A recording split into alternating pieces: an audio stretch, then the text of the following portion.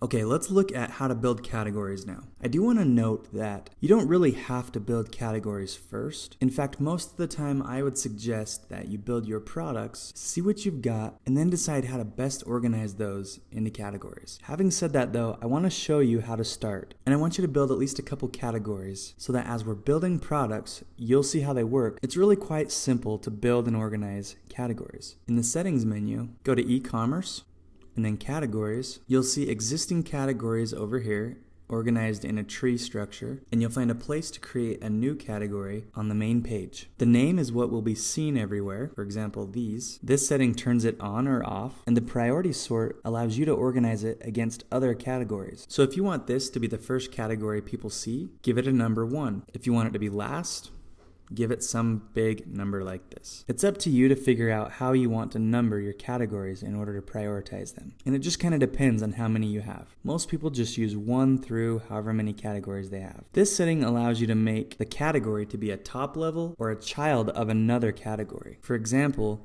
cabinet components is a child of box components. So if you'd like to make this a child, you'd select the other category you want to make it a child of. You can make sure that only certain companies can even view this category by making it company exclusive. To do that, choose the company using either tags, meaning you've tagged a group of companies as a certain tag and you can use that single tag here, or by finding one particular company. The description is simply for your reference and the image is used in the catalog. You can manage existing categories by clicking on them over here on the right side.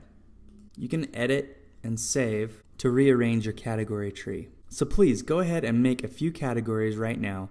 Even if they need to change later. You can delete them later if you need to. Once you've done that, you can move on to the next step.